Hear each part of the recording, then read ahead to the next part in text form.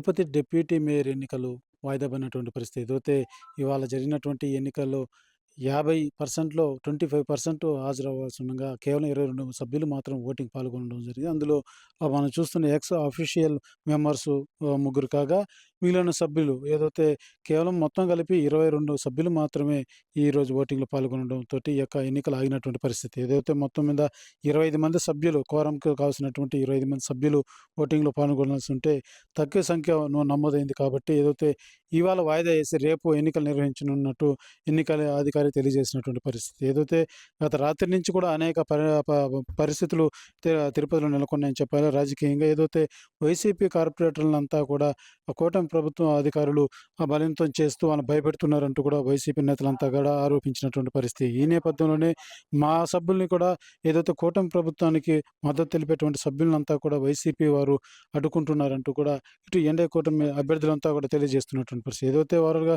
మనం చూసుకున్నట్టయితే ఇరువురు కూడా ఒకరిపై ఒకరు పరస్పరం మా అభ్యర్థుల్ని నిర్బంధిస్తున్నారంటూ ఒకరిపై ఒకరు చెప్పుకోవడంతోటి ఈ ఎన్నిక కాస్త ఇవాళ ఏదైతే కోరం కావాల్సినటువంటి సభ్యుల సంఖ్య రాకపోవడంతోటి వాయిదా పడినటువంటి పరిస్థితి. మనం చూస్తున్నాం ఏదైతే ఓటింగ్ ప్రక్రియ జరిగేటటువంటి ఈ సెనేట్ హాల్‌లో మొత్తం రేపటికి వాయిదా వేయడంతోటి అంతా కూడా ఖాళీ కుర్చీలుగా దర్శనమిస్తున్నటువంటి పరిస్థితి. ఇవాళతో అయిపోవాల్సినటువంటి ఈ ఎన్నిక కాస్త రేపటికి మళ్ళా వాయిదా పడడంతో రేపు ఏం జరగనుందో కూడా కాస్త క్వెషన్ మార్క్‌గానే మిగిలిందని చెప్పాలి. అయితే ఏదైతే మొత్తానికి బయట ఏదైతే ఈ యొక్క ఓటింగ్ ప్రక్రియకి రాకుండా ఏదైతే వైసీపీ కార్పొరేటర్లంతా కూడా ఈ యొక్క సెనేట్ హాల్‌కి హాజరు కాకుండా ఏ యూనివర్సిటీ ప్రధాన గేట్ వద్ద కూడా వాళ్ళంతా నిరసన తెలియజేసినటువంటి పరిస్థితి. మా సభ్యులంతా కూడా చాలా మంది వరకు లేరు. వాళ్ళని కూటమి ప్రభుత్వ నేతలంతా కూడా ఎక్కడికో తీసుకెళ్ళిపోయారు.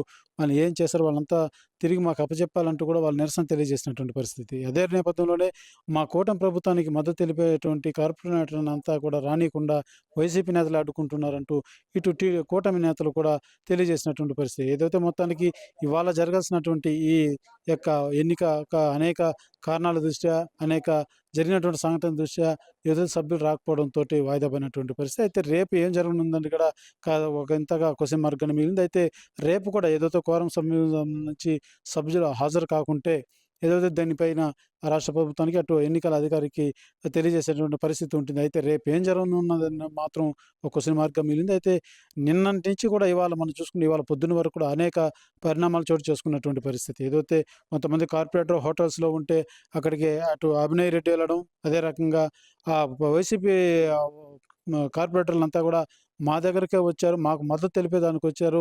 వారినంతా కూడా ఈ వైసీపీ పార్టీకి సంబంధించినటువంటి నేతలు బెదిరిస్తున్నారంటూ కూడా ఇటు టీడీపీ వర్గాలు ఆరోపించడమే. పరస్పరం ఒకరి మీద ఒకరు అనేక ఆరోపణలు చోటు చేసుకున్నటువంటి పరిస్థితి. ఏదైతే యూనివర్సిటీ ప్రధాన గేట్ వద్ద కూడా ఏదైతే ఒక వ్యాన్‌లో వస్తున్న తరుణంలో కూటమి ప్రభుత్వానికి మద్దతు తెలిపేటువంటి నేతలంతా కూడా మీరు బలవంతంగా మీ యొక్క దీంతో తరలిస్తున్నారు అండ్ ఇటు కూటమి నేతలు వెళ్ళడం అదే రకంగా మా క్యాండిడేట్‌ని మీరు రానీయకుండా బెదిరిస్తున్నారంటూ అటు వైసీపీ నాయకులంతా కూడా ఆరోపించారు. పరస్పరం ఒకరి మీద ఒకరు ఆరోపణల నేపథ్యంలో అనేక సంఘటనలు చోటు చేసుకున్న నేపథ్యంలో ఏదైతే మొత్తానికి ఏదైతే ఓటింగ్ శాతానికి 25% ఓటింగ్ పర్సెంట్‌కి రావాల్సినటువంటి సభ్యులు కేవలం 22 మంది సభ్యులతో రావడంతోటి ఏదో కావాల్సినటువంటి కోరం ఫామ్ కాలేదు కాబట్టి ఈ ఎన్నికలు పూర్తిగా ఇవాళ వాయిదా వేసి రేపు నిర్వహిస్తున్నట్టుగా ఎన్నికల అధికారి తెలియజేసినటువంటి పరిస్థితి.